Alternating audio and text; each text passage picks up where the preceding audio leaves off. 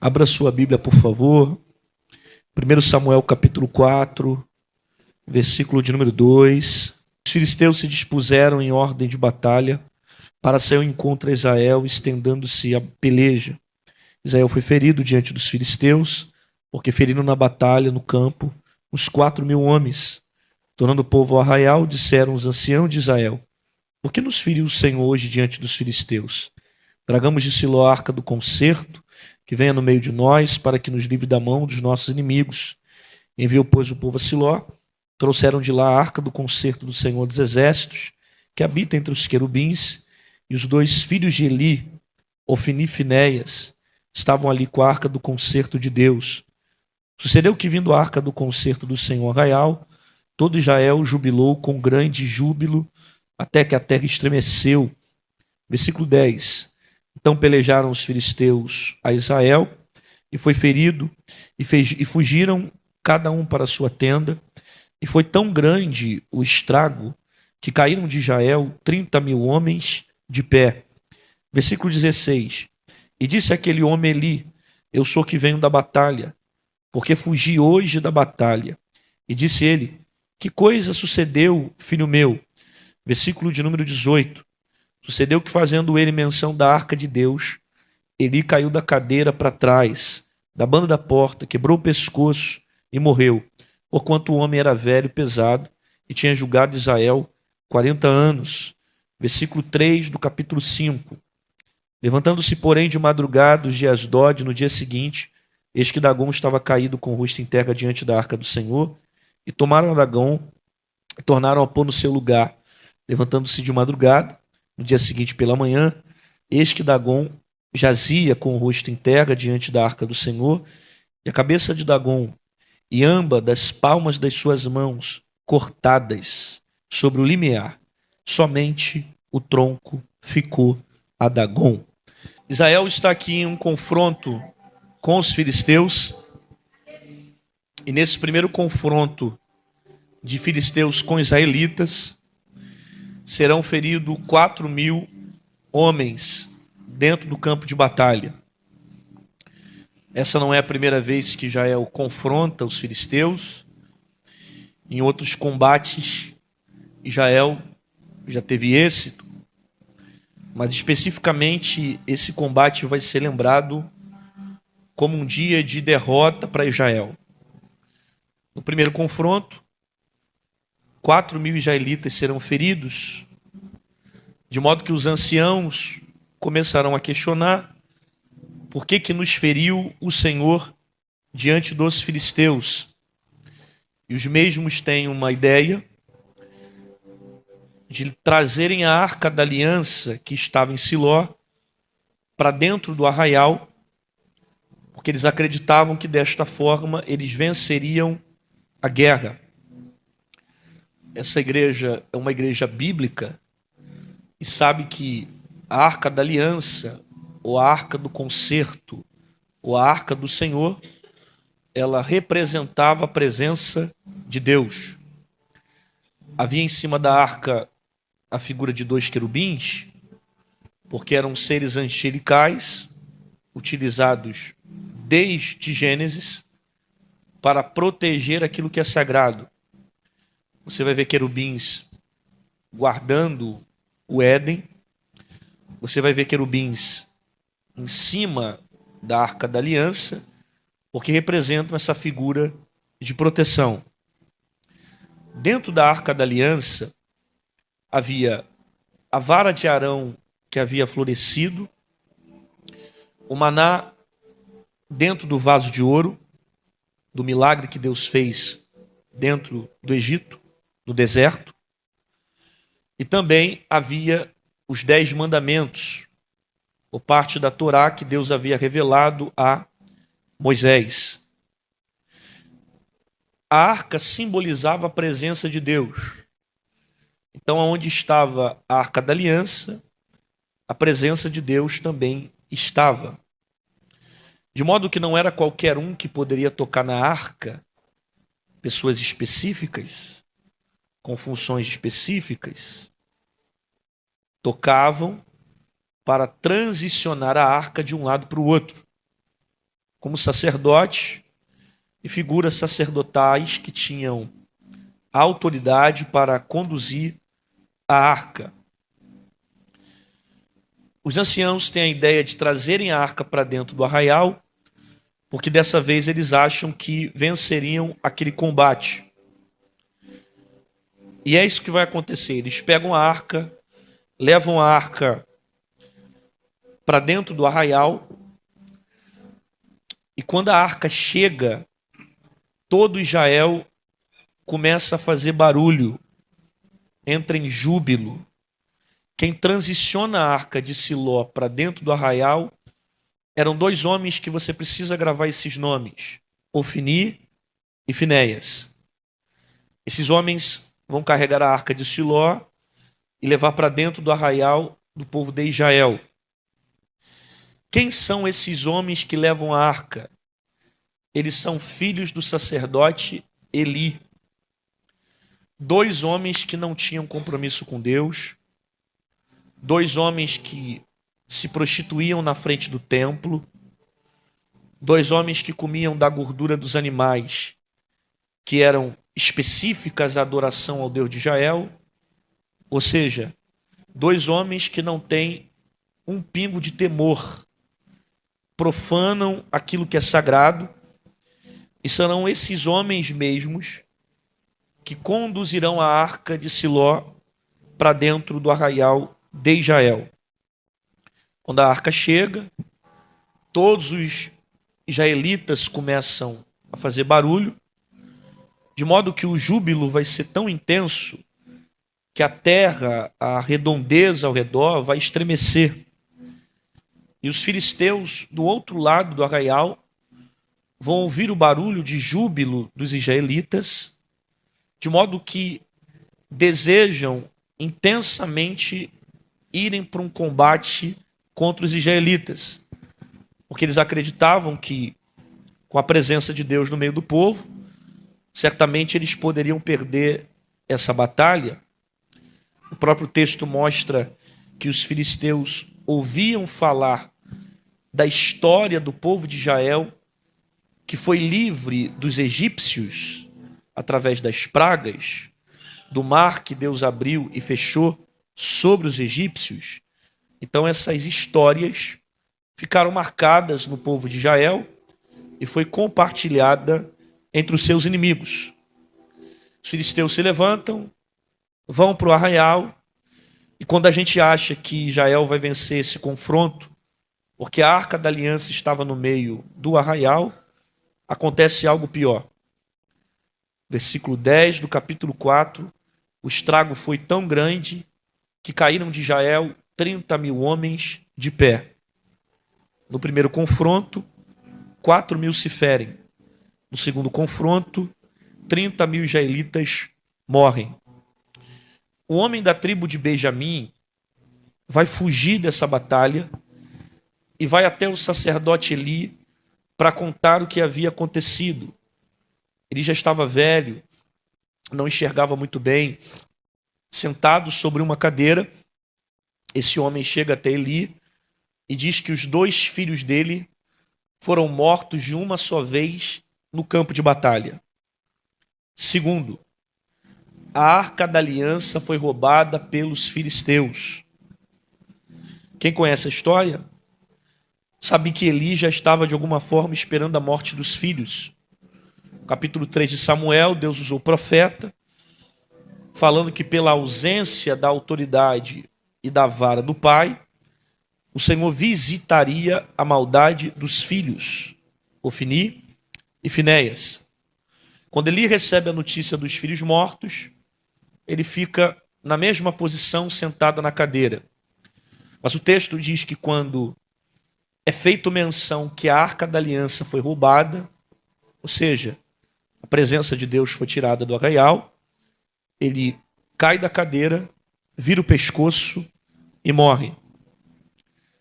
Os filisteus, eles roubam a arca da aliança e levam a arca para dentro do templo de Dagon. Quem é Dagon? A autoridade suprema dos filisteus, uma das principais entidades adorada pelos filisteus. É uma estátua que é metade homem e metade peixe. Pegam a Arca da Aliança, coloca de frente para a estátua de Dagon, e diz o texto que quando foi de madrugada, que as pessoas foram passar próximo ao templo, percebem que a estátua de Dagon estava caída, prostrada diante da Arca da Aliança. Eles pegam Dagon, levantam Dagon, colocam no mesmo lugar. Quando foi no outro dia pela madrugada, Dagon está caído de novo, só que sem cabeça e sem a palma das mãos. Deus resolve agravar o seu furor, de modo que vai mandar uma doença para o povo dos filisteus. E enquanto o povo não devolve a arca, Deus intensifica a sua justiça, mostrando para o povo que ele não precisa que ninguém o defenda.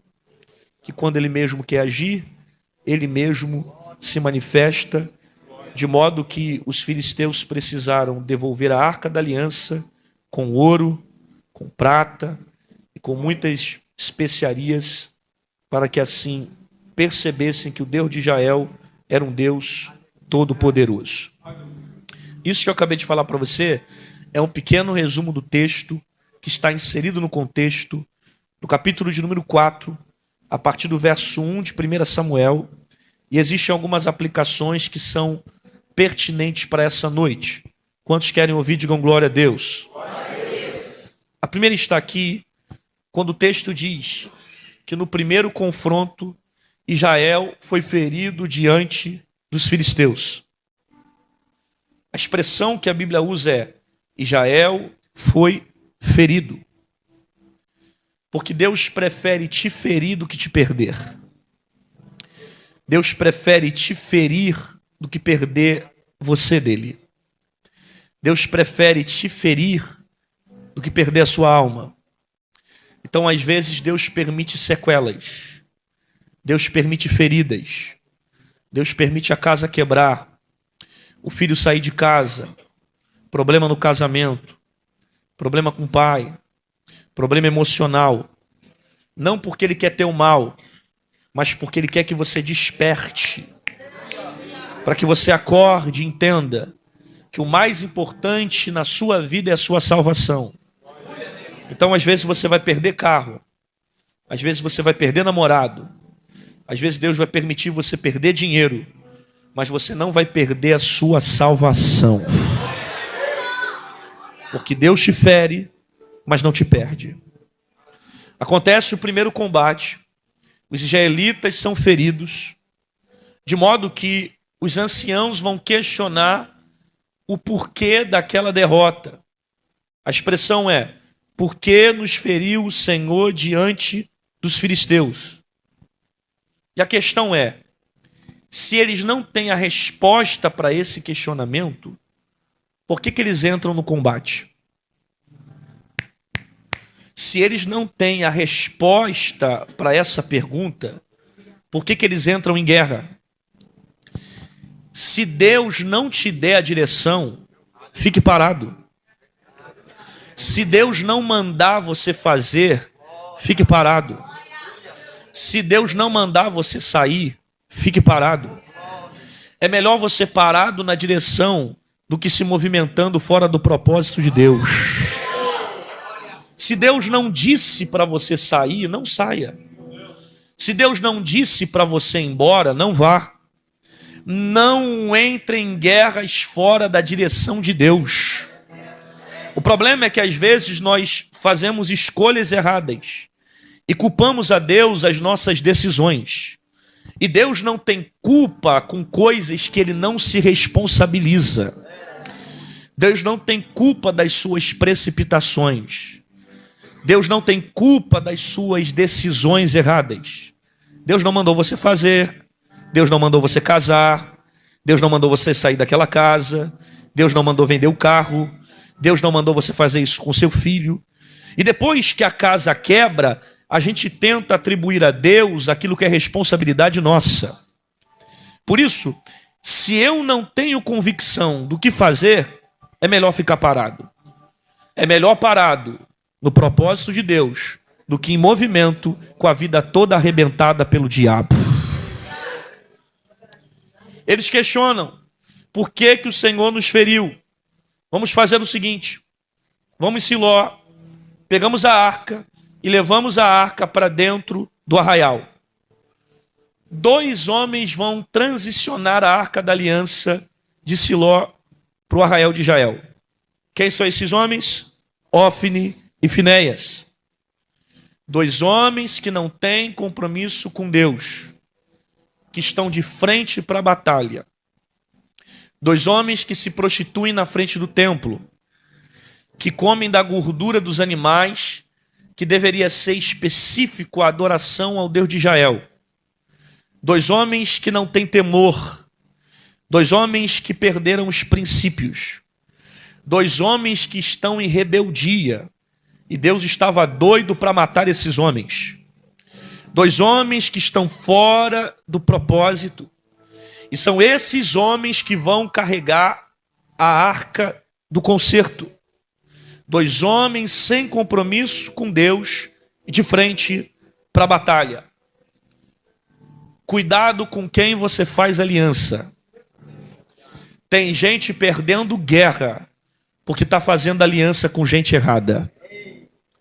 Você pode ser crente, pode ser homem de Deus, pode ter vida no altar, pode fugir do pecado, pode ter uma vida em santidade 100%, mas se levar um Jonas, um desobediente para dentro do navio, você vai colher tempestade para dentro da tua casa. Cuidado com quem você está abrindo sociedade. Cuidado com quem você está fechando negócio. Cuidado com quem você leva para sua casa. Cuidado com quem você chama de amigo. Porque às vezes você está tampando a brecha, mas tem 2 homens que não estão tampando e vão levar desgraça para dentro da sua casa. Cuidado com as alianças erradas. Alianças erradas destroem homens retos. Alianças erradas podem destruir a sua vida. Você precisa ter cuidado com as pessoas que você se relaciona. Porque as más conversações corrompem os bons costumes. Josafá quase morre dentro da batalha porque fez uma aliança com Acabe. E se Deus não intervém na história, Josafá morreria no lugar de Acabe. Segundo, Josafá não aprende com os erros do passado.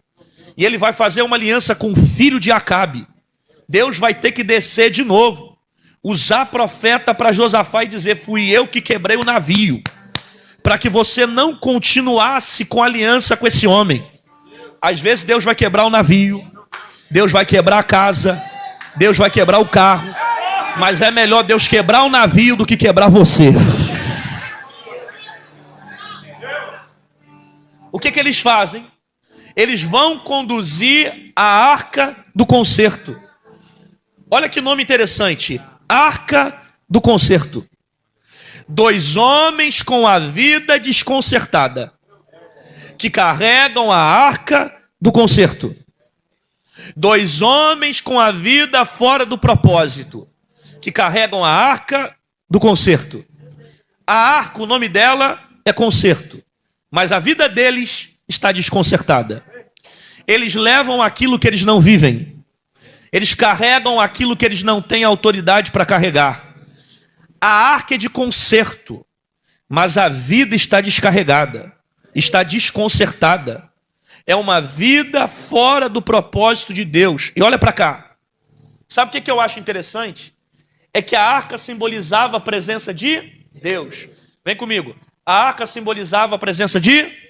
Chega de ensaio. A arca simbolizava a presença de Deus. Aonde a arca da aliança estava, a presença de Deus estava no meio. Israel tem a ideia de, eu vou levar a arca para o meio da guerra, porque se a presença de Deus estiver aqui, nós venceremos a batalha. Agora, olha o contexto do povo de Israel. Os israelitas estavam na idolatria, os israelitas estavam na prostituição, os sacerdotes estavam em promiscuidade. Ou seja, era um contexto de homens sem temor. Eles queriam a Arca da Aliança, a presença de Deus, para vencer a guerra. Mas eles não queriam a presença para mudar caráter. Quer a presença para ter resultados, mas não quer a presença para mudar comportamento. Quer a presença para falar em língua estranha, mas não quer a presença para segurar a língua. Quer a presença para marchar na igreja, mas não quer a presença para segurar a perna na hora que toca o pagode lá fora. Quer a presença para levantar a mão e receber fogo, mas não quer a presença para segurar a tua mão na hora que a carne fica gritando. Quer a presença para marchar no mistério, mas não quer a presença para renunciar ao mundo lá fora. E antes da presença servir para me dar resultado, para me dar agenda, para me fazer pregar, para me fazer cantar, para me colocar em destaque, a presença tem que servir para gerar em mim frutos do Espírito. Pergunta para esse irmão, vai dar glória ou vai fingir que não é contigo? Pergunta. A presença tem que dar frutos do Espírito. É por isso que eu digo que homem de Deus não é quem entrega profecia. Homem de Deus é quem vive profecia. Porque nem todo mundo que entrega profecia vive profecia. O problema é que nós vivemos um tempo que nós queremos usar a arca para o nosso bem. Nós queremos usar a presença para a nossa vontade. Nós queremos usar os dons para os nossos resultados, usar a presença para crescer, usar a presença para ganhar, usar a presença para ter casa, usar a presença para ter carro. A identidade do povo era essa. Eles queriam a presença só para vencer a guerra. E Deus está mostrando para esse povo que antes da presença servir para vencer batalha, tem que servir para mudar teu caráter, tem que servir para mudar tua mente, tem que servir para mudar teu comportamento, tem que servir para mudar a tua atitude. Luiz Hermínio diz: avivamento não é cair na igreja, é aprender a ficar de pé fora dela. Você fingiu que ouviu. Tem gente que acha que presença de Deus é rodar na igreja. Tem gente que não vai rodar, não vai pular, não vai dançar, mas vai sair daqui vencendo o pecado, vai sair daqui vencendo a carne, vai sair daqui vencendo eu, vai sair daqui vencendo o pecado, vai sair daqui vencendo o mundo.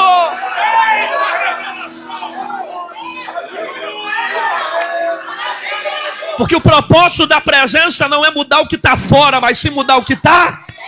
Por isso que o Espírito Santo, ele gera em minha vida frutos do Espírito. O texto diz que quando a Arca da Aliança chega no arraial dos israelitas, eles fazem um barulho, um júbilo, começam a gritar, porque a arca chegou, a presença está no meio, nós vamos ganhar a guerra. Irmão, o barulho foi tão intenso que os filisteus do outro lado do arraial ouviram o barulho dos israelitas. Só que não adianta fazer barulho com a vida desconcertada. Catuca alguém perto de você e diga: barulho não vence guerra. Barulho não vence guerra. Barulho não vence batalha. Barulho não resolve problema. Barulho não vence combate. Tem gente que acha que barulho é a presença de Deus. Tem gente que acha que barulho é poder de Deus. O diabo não respeita o grito que eu tenho. O diabo não respeita a minha língua estranha. O diabo não respeita o barulho que eu faço na igreja. Mas ele respeita o quanto eu vivo dessa palavra. Porque a autoridade não é fazer barulho. A autoridade é ouvir e praticar a palavra da verdade. Pergunta para esse irmão: vai dar glória ou vai fingir que não é contigo? Pergunta. Faz barulho, mas faz barulho vivendo a palavra. Faz barulho, mas faz barulho sentindo a palavra. Faz barulho, mas faz barulho caminhando pela palavra. Não adianta pular, rodar, falar em língua estranha e não ter vida com Deus lá fora. A autoridade espiritual não é gritar. A autoridade espiritual é viver a palavra. Tem gente que tem a Bíblia na ponta da língua, mas não tem a Bíblia no ponta do coração. Eita Jesus! Tem gente que fala demais, canta demais, prega demais, mas não tem altar dentro de você.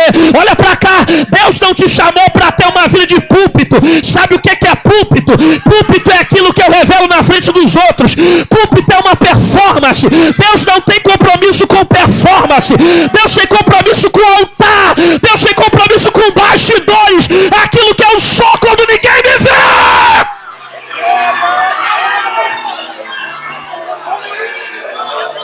Pergunta para esse irmão, vai dar glória ou vai fechar a cara? Pergunta, vai dar? Barulho não vence guerra.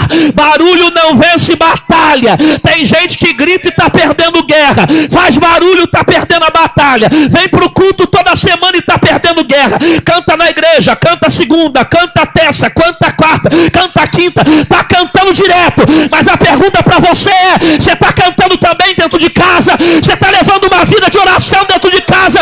O diabo não respeita quem você se posiciona aqui dentro, mas ele respeita quem você é lá fora.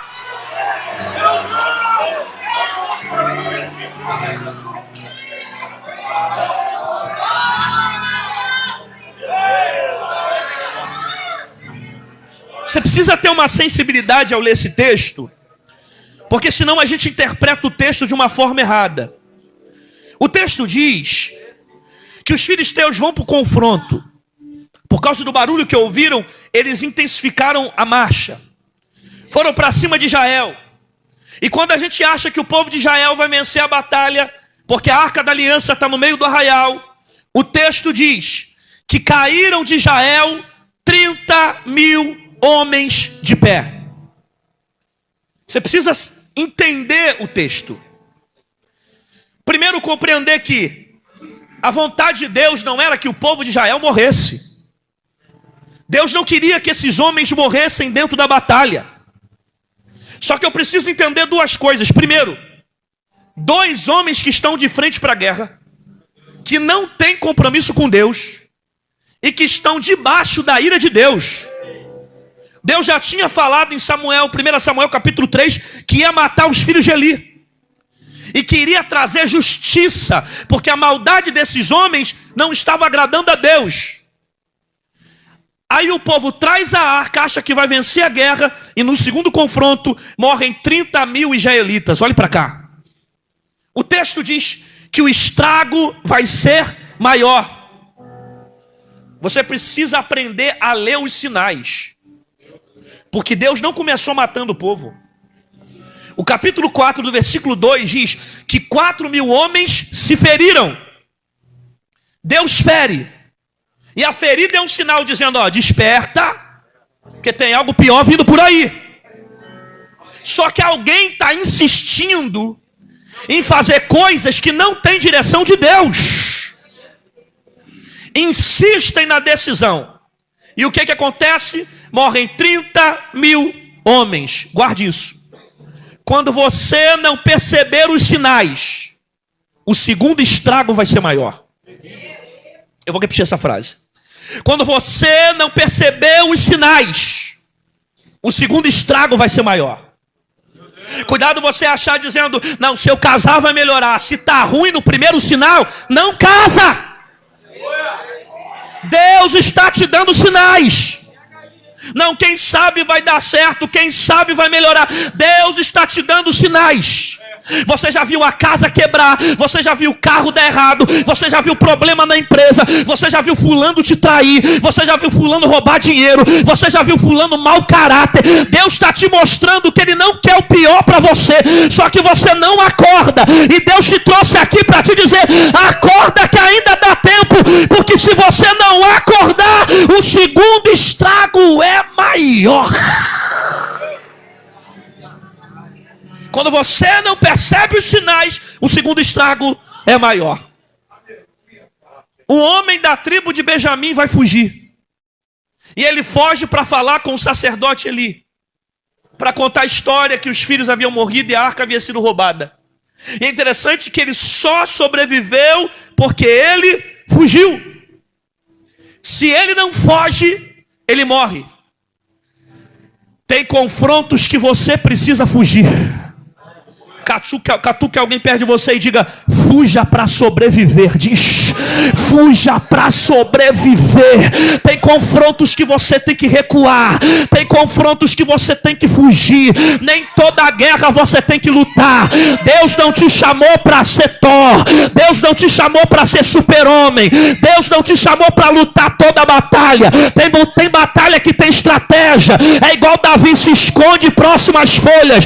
Tem batalha que Deus dá direção de fugir. Nem toda guerra você tem que entrar. O problema é que você está alimentando aquilo que não é para alimentar. Está conversando coisas que não é para conversar. Já era para você ter fugido. Deixa pensar que você é bobo.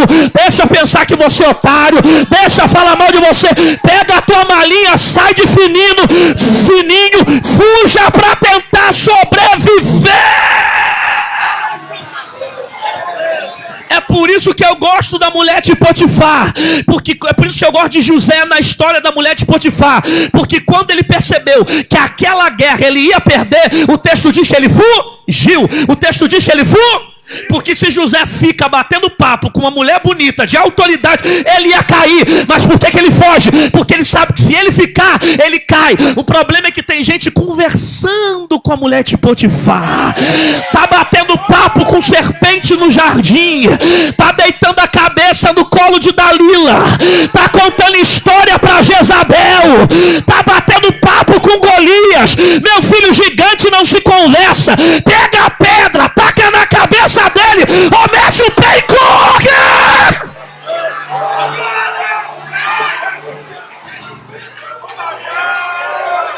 Fuja para sobreviver. Você não tem que ser o mais forte, você não tem que ser o maior, você não tem que ser o super crente, você não tem que estar na razão. Não deixa a razão para eles. Deixa eles acharem que estão ganhando, deixa eles acharem que estão vencendo. Você já foi ganhado com Jesus na cruz do Calvário. Não tem inferno que vai te vencer. Deixa ele achar que está vencendo. Fuja enquanto ainda é tempo.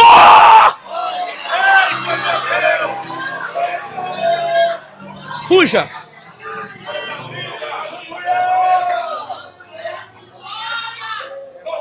Ele foge e chega diante de Eli.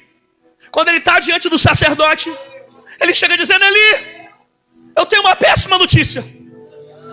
Seus 2 filhos morreram no campo de batalha, Ofni e Finéias. E roubaram também a arca da aliança, que representa a presença de? Representa a presença de? Isso aqui é interessante. Porque tem um detalhe no texto que, se você não tiver sensibilidade, você não entende. O texto diz que quando esse jovem fez menção que a arca da aliança foi roubada, capítulo 4, versículo 18. Quando ele fez menção que a arca da aliança foi roubada, ele caiu da cadeira, virou o pescoço e morreu. Você conseguiu entender isso aqui? O sacerdote suporta a notícia de perder os 2 filhos. Mas quando ele recebe a notícia que a presença não estava mais no arraial, ele cai da cadeira, vira o pescoço e morre. Sobrevive sem filhos, mas não sobrevive sem presença.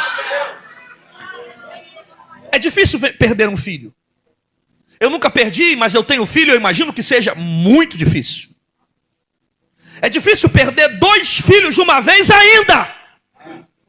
Só que mesmo esse homem perdendo seus 2 filhos, ele suporta a tragédia, mas não aguenta saber que a presença de Deus não estava mais no arraial.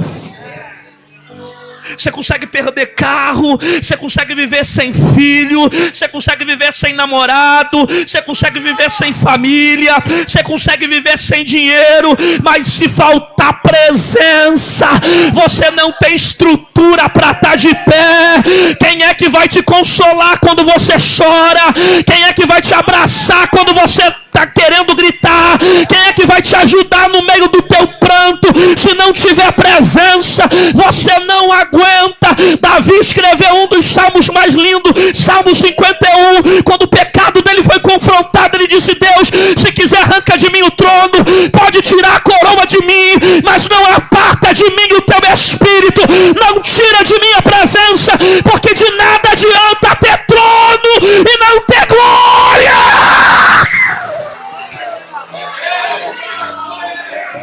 Você sobrevive sem filho, mas não sobrevive sem presença. Você sobrevive sem casa, mas não sobrevive sem presença. Você sobrevive sem dinheiro, mas não sobrevive sem presença. É a presença de Deus que te dá capacidade para resolver problemas, para vencer guerras, para vencer lutas, para vencer desafios. O que a gente precisa é de presença. A gente não precisa de uma filosofia nova. A gente não precisa de uma teologia atualizada. A gente não precisa de uma política de esquerda ou de direita. A gente não precisa de autoridade tal, fulano de tal, o nome tal, não. A gente precisa da presença. Jovens cheios da presença, criança na presença, mulheres com a presença, homens com a presença. A igreja precisa da presença.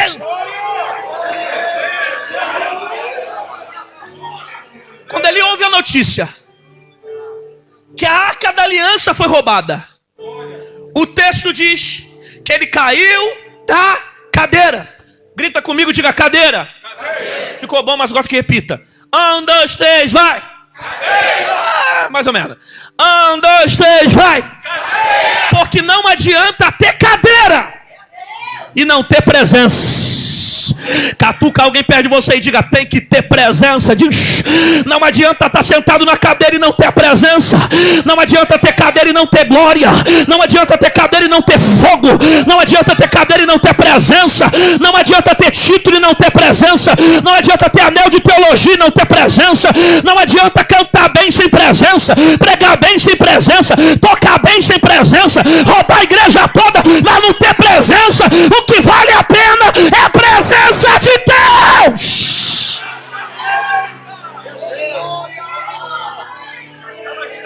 Eu prefiro abrir mão de todo o título que eu tenho do que abrir mão da presença de Deus. E tem gente fazendo de tudo, abrindo mão da presença por causa da oportunidade. De nada adianta a oportunidade, de nada adianta um microfone, de nada adianta o título, de nada adianta uma roupa sacerdotal, de nada adianta a função, de nada adianta o lugar, de nada adianta um mestrado, um doutorado, você crescer, alcançar coisas grandes na sua vida, se não tem presença de manhã, de tarde, de noite, porque a presença aqui te dá estrutura. Quem está entendendo, dá um grito de glória a Deus. Pegaram a arca, roubaram a arca e levaram ela para dentro do templo de Dagon. Quem é Dagon? A autoridade suprema dos filisteus. Metade homem, metade peixe. Dagon representa a maior entidade adorada, idolatrada pelos filisteus. Eles pegam a arca da aliança, roubam ela e colocam dentro do templo de Dagon. Ou seja, no templo do principal deus que os filisteus adoravam. Quando foi de madrugada, o texto diz que quando os homens passaram próximo ao templo, Dagon estava caído, com o rosto em terra, em frente à arca da aliança. Aí Deus falou comigo: aquilo que é grande para os homens se prostra diante de mim. Catuca alguém perto de você e diga: não passa dos pés de Jesus. Diz: não passa dos pés de Jesus. Aquilo que é grande para os homens não passa dos pés de Deus, não chega na sola dos pés de Jesus. Aquilo que é grande para você não é grande para Deus. O que é difícil para você é fácil para Deus. Aquilo que é grande para os homens se prostra diante de Deus. A sua luta se prostra diante de Deus. O seu problema se prostra diante de Deus. O diagnóstico do médico não é maior do que Deus. A palavra do homem não é maior do que Deus. A facção não é maior que Deus. A maconha, a cocaína não é maior que Deus. A palavra de Satanás, de demônios, de entidade não é maior que Deus. Tudo se prostra diante do poder e da grandeza desse Deus. Deus é maior. Guarda isso. Deus tem solução simples para problemas difíceis. Eu vou repetir a frase. Deus tem soluções simples para problemas difíceis. O que você está olhando está dizendo é impossível. O que você está olhando está dizendo não vai acontecer. O que você está olhando está dizendo não tem jeito. O que você está olhando está dizendo acabou, já era, eu não resolvo mais, a minha vida vai morrer. Deus te trouxe aqui para te dizer, é muito simples. Amanhã de manhã você vai ver a casa transformada. Porque Deus tem soluções simples em problemas difíceis.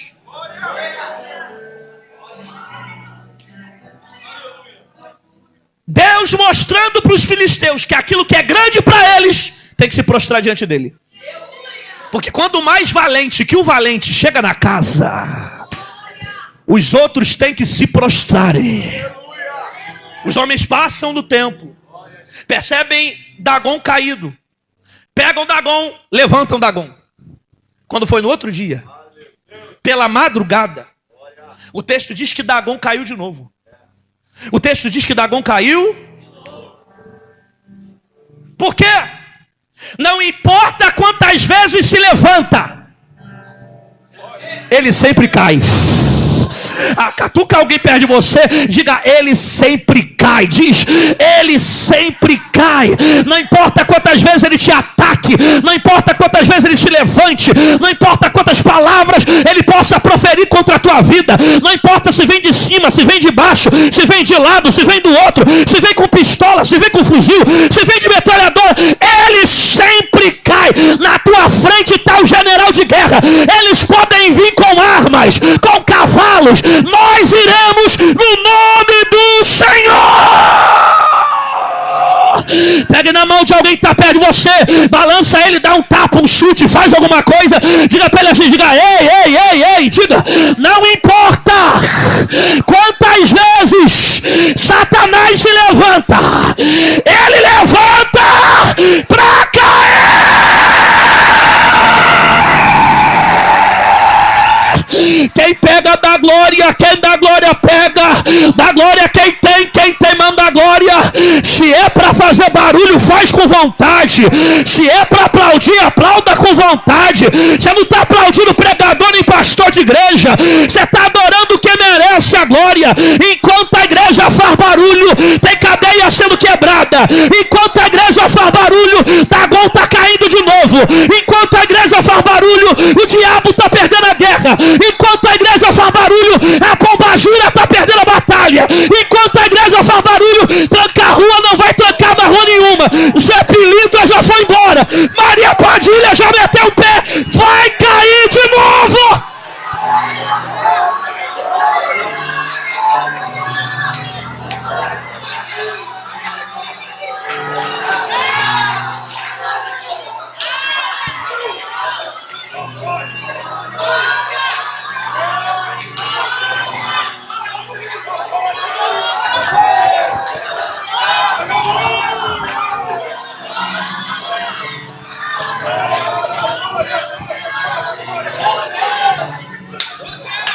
Você não pode esquecer o poder que Deus tem. Você não pode esquecer a autoridade que Deus tem. Você não pode esquecer aquilo que Deus já fez na sua vida. Você não pode esquecer os combates que você teve lá atrás. Você não pode esquecer as guerras que você venceu lá atrás. Você não pode esquecer de quantos problemas Deus já te arrancou. Você não pode esquecer de quantas doenças Deus já te curou. Você não pode se esquecer de quantas vezes você entrou no hospital e o médico disse que não tinha jeito, que não tinha cura. Você não pode se esquecer de quantas vezes Deus já te livrou. Você não pode esquecer de quantas vezes Deus já te abençoou. Você não pode se esquecer de quantos ataques do teu inimigo Deus já te guardou. Você não pode se esquecer de quantos livramentos Ele já te deu. Tu era para ter morrido na Avenida Brasil, o carro rodou, capotou, tu tá de pé. Você não pode se esquecer do que Deus fez. Você não pode se esquecer das guerras que teve lá atrás. Quantas vezes Deus derrubou Dagon, quantas vezes ele caiu no chão, quantas vezes ele se prostrou. E você está achando que agora, porque um filho de demônio está se levantando contra a tua vida, você está achando que o diabo vai vencer essa guerra. Eu vim de Bangu profetizar, ele levantou, mas vai cair de novo. Levanta a mão que eu estou sentindo um negócio sozinho aqui. Levanta as duas quem tem juízo. Se eu sou profeta para essa noite, em menos de 48 horas você vai viver a maior virada de história da tua vida. Mas só recebe essa profecia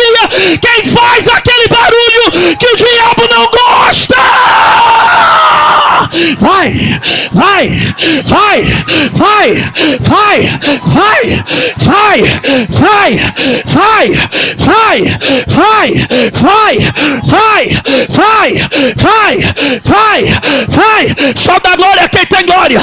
Quem tem glória manda glória. Só dá glória quem recebe. Quem recebe manda glória. Só dá glória quem pega. Quem pega tem glória. Dá glória quem tem. Quem tem manda glória. Dá glória quem recebe. Dá glória quem faz. Dá glória quem tem glória a Deus nesse altar. O altar tem glória. O altar tem fogo. Nesse canto aqui tem glória.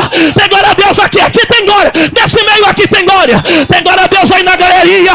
Tem glória a Deus aí em cima. Aí nesse canto tem glória. Aí atrás tem glória. Eu vim de Bangu profetizar para a Assembleia de Deus da Lapa. Ele pode te afrontar, colocar o dedo na tua cara. Ele pode dizer que não tem jeito, mas a última palavra é do Senhor.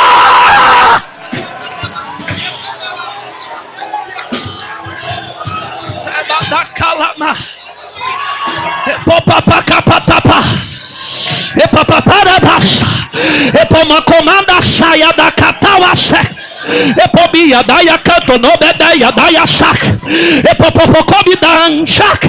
Epramandaracanto que te cataraçá. Eparabacando jobidara canto teiac. Epomabacomidaia canto nobedeia daia ga. Obidacomida canto na gaida comida fácia. Eprapapacando no comidência. Epadacaia de catobata. Epabacanda na comida ga. Eleva comida canto to prepa. Epapaia daia canto podeneia. Epamabawitsi que me do que teia. Epramadacomi daia saia daia ca. Por um caminho o diabo se levanta, mas por 7 vai bater em retirada.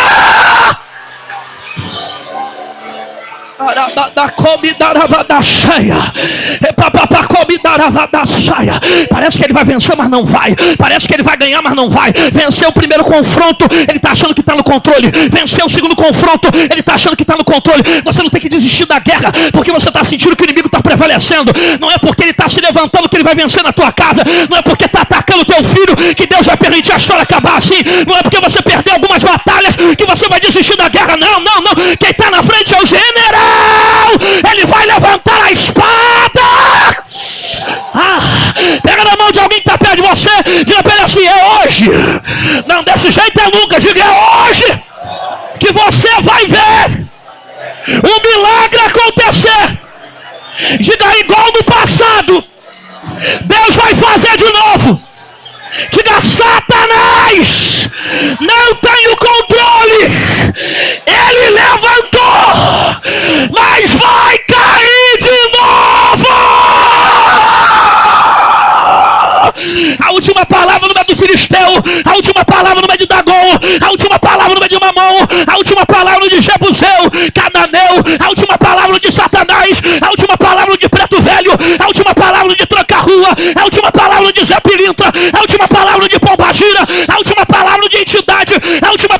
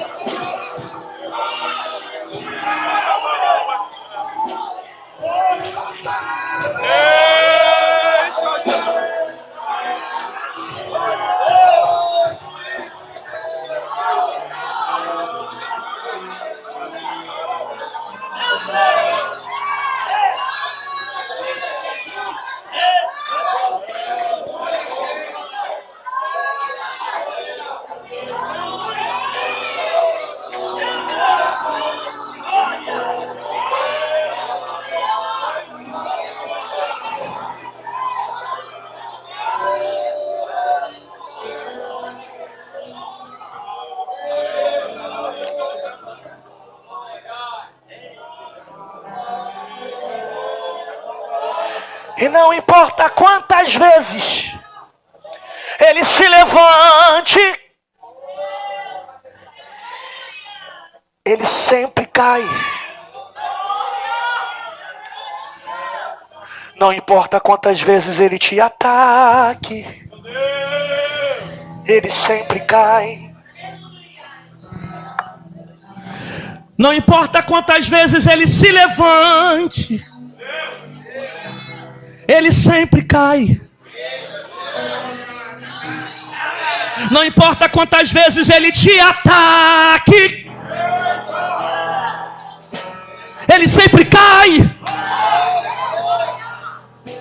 Eu não posso ter medo dos ataques, eu não posso ter medo dos conflitos. O diabo está tentando colocar medo. O diabo está tentando escravizar tuas emoções. Ele quer dominar tua mente para você se perder em remédio, te colocar com um monte de remédio. Ele quer prender teu psicológico para você achar que essa guerra está perdida. Eu vim dizer que não. Lembra o que Deus já fez lá atrás? Quantos livramentos Deus já te deu? Não esquece de onde Deus te tirou. Alguém disse que dos 18 você não passava. Tu já chegou aos 30, até pai você já é. Não esquece daquilo que Deus já fez. Quanto livramento Deus deu para a tua saúde. O diabo disse, você vai morrer. Do Covid não passa. Foi pro hospital, ficou em coma, saiu vivo, saiu de pé. Não esquece de onde Deus te arrancou. Não esquece o que Deus já fez. Porque ele se levanta, mas sempre cai. Ele se levanta, mas sempre cai. E quem tem fé que é para receber, que receba. Assim como ele caiu no passado, ele vai cair no presente. Vai cair de novo.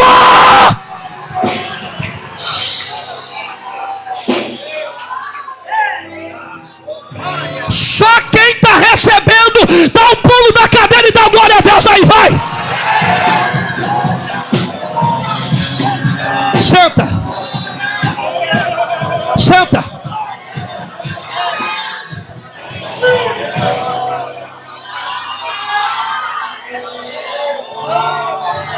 Diga para alguém perto de você, ele vai cair de novo.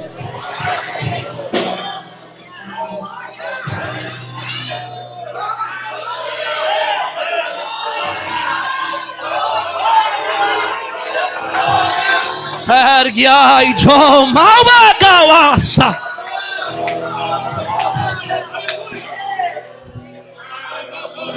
E levantando-se de madrugada, estava Dagon caído.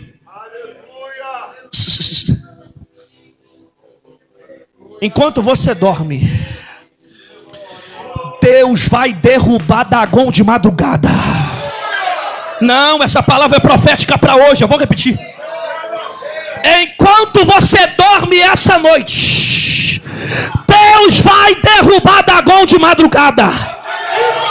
É muita profecia para 40 mãos e 30 glória. Vou repetir a palavra. Enquanto você descansa, Deus vai derrubar Dagon de madrugada.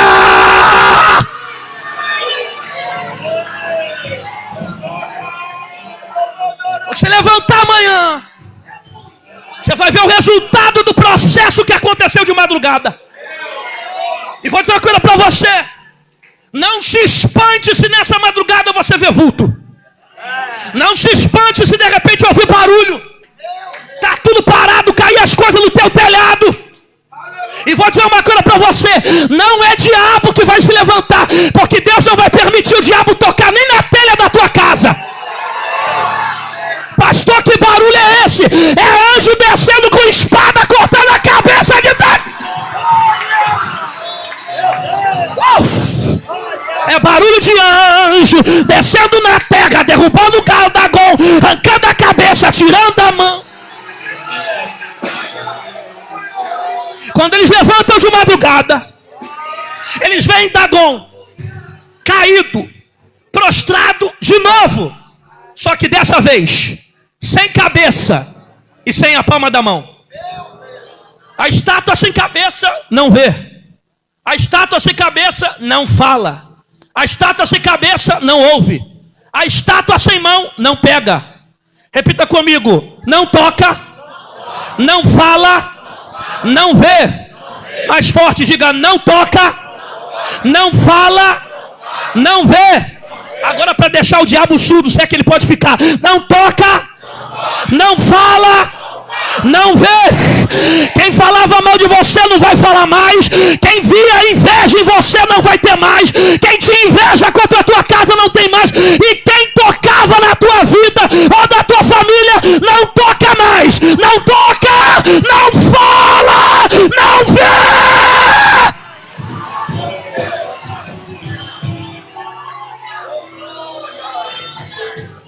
E no dia seguinte, pela manhã, eu gosto do texto, das palavras, e aqui eu fecho a mensagem. No dia seguinte, pela manhã, Dagon estava caído. Eu gosto da expressão do texto: no dia seguinte, pela manhã. No dia seguinte, olha para cá, você vai dormir tranquilo. Ó. E essa noite, você não vai precisar de remédio não. Você não vai se dopar de um monte de coisa. Você vai dormir tranquilo. Quando você chegar na cama, vai descer o sonífero do céu. Você vai descer e vai dormir. Vai descansar. E quando levantar de manhã, você não vai ver nada acontecer de madrugada. Mas quando você acordar pela manhã, Dagon vai estar de cara no chão. Quem tem fé para receber, que receba. Porque da noite de hoje para amanhã, quando você levantar para acordar, para resolver os teus problemas, às 5 da manhã, às 6 da manhã, às 7, não sei que horas que você levanta para trabalhar. Quando você levantar amanhã, você não levanta com gosto de derrota. Você não levanta com gosto de mais uma segunda-feira. Não, vai ser a semana que Deus colocou Dagon no chão e você recebeu o milagre. Quem está recebendo, dá um glória do tamanho da vitória. Termina aqui. Você vai dar um tapinha na mão de 4 pessoas, espera. Mas se você for doido igual eu, o pastor Charles, você vai bater na mão de 7. Mas se você for tomar de dedo igual o pastor Charles, esse vaso de fogo que está no meu lado, você vai bater na mão de 10. Vai olhar nos olhos dele e vai dizer: ele se levanta, mas sempre cai. Diz: ele se levanta, mas sempre cai. Pelo menos 5, vai. Ele se levanta, mas sempre cai. Ele levantou, mas vai cair de novo. Ele levantou, mas vai cair de novo. Ele vai cair de novo. Dagon levanta, mas cai. Levanta, mas cai. Levanta, mas cai. Teus inimigos levanta, mas cai. Ele se levanta, mas cai. Ele levanta para cair. Não importa o que ele fez, não importa os ataques, não importa de onde veio, não importa o problema, não importa a guerra, não importa o que estão fazendo. Ele levanta, mas levanta para cair. Só quem crê nisso, solta a metralhadora de glória a Deus. Fica de pé comigo dando glória a Deus.